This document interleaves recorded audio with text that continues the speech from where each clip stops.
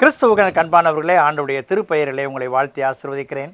இறைவன் தந்த இந்த புதிய நாளின் நன்மைகள் மேன்மைகள் நம்மை தொடர தேவன் கிருபை பாராட்டுவாராக.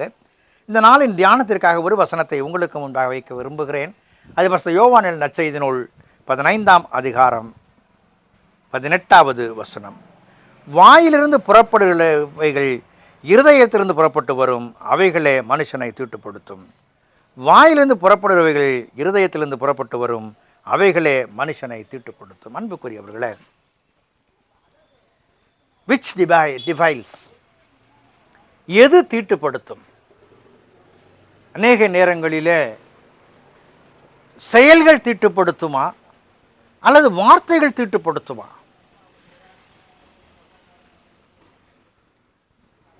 வேதத்தின் அடிப்படையிலே நாம் பார்ப்போம் என்று சொன்னால், ஒருவரை புண்பட பேசினால், ஒருவரை சங்கடத்துக்குள்ளாய் நடத்தினால் அது தீட்டு என்பதை ஆண்டவர் வரையறுக்கிறார்.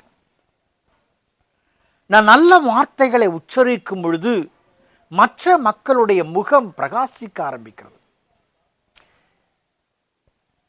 It won't defiles. They will enjoy. But at the same time, if I speak hurting words, they will be wounded. நான் துன்புறுத்துகிற வார்த்தைகளை பேசுவேன் என்று சொன்னால் அந்த உள்ளம் தடுமாறும். வேதம் அழகாக சொல்லுகிறது, வாயிலிருந்து புறப்படுகிறவைகள் இருதயத்திலிருந்து புறப்பட்டு வரும். என் சிறு பிராயத்தில் ஒரு துண்டு பிரசுரம் உண்டு. அது சிறிய புக்லெட். விஜயனின் இருதயம் என்று போட்டிருக்கும். ஒரு மனிதனுடைய தலையை போட்டு ஒரு இருதய படத்தை போட்டிருப்பார்கள்.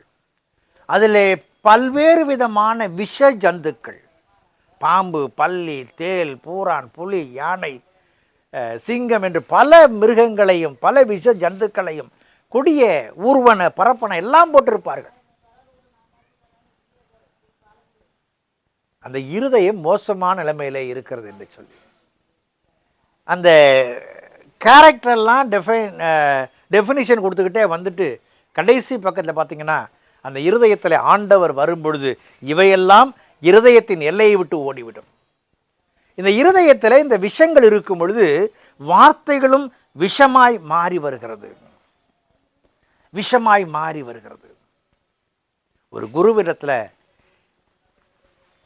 பயிற்சிக்கு வந்த சீடர்கள் ஒரு நாள் சொன்னார்கள், நிறைய புனித தலங்கள் இருக்கின்றன, அங்கெல்லாம் புனித நீர் இருக்கிறது, அதிலே நான் போய் நீராடி வர வேண்டும், அந்த புனிதத்தை பெற்று வர வேண்டும் என்று சொல்லி ஒரு வார்த்தையை அந்த குருவினிடத்திலே சீடர்கள் கேட்டார்கள். அவர் மகிழ்ச்சி, நீங்களாம் போயிட்டு வாங்கன்னு சொல்லிட்டு அப்படி போகும்பொழுது என்ன சொன்னார்,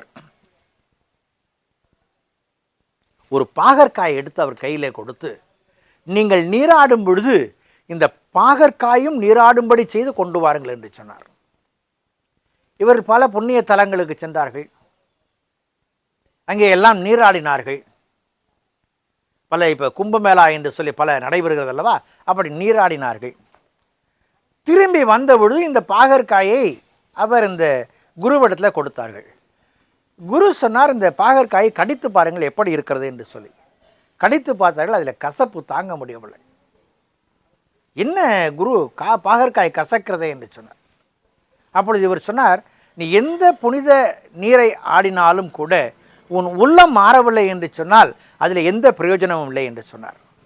இங்கு அதைத்தான் இங்கே ஆண்டவரும் கூட சொல்லுகிறார், வாயிலிருந்து புறப்படுபவை இருதயத்தில் புறப்பட்டு வரும், அவைகளே மனுஷனை தீட்டுப்படுத்தும். அப்படி என்று சொன்னால் எனக்குள் ஆண்டவரை தவிர வேறு யார் இருந்தாலும் தீட்டான வார்த்தைகள், என் இருதயத்திலே ஆண்டவர் இருப்பார் என்று சொன்னால் இந்த வார்த்தைகள் மேன்மையான நன்மையான வார்த்தைகள். ஆகவே என் வாழ்க்கை எப்படி இருக்கிறது, என் வார்த்தை எப்படி இருக்கிறது, இறைவன் இருக்கிறாரா? சிந்திப்போம், ஜெபம் செய்வோம். அன்பின் ஆண்டவரே, இந்த நாளுக்காய் இந்த வேளைக்காய் நன்றி செலுத்துகிறோம்.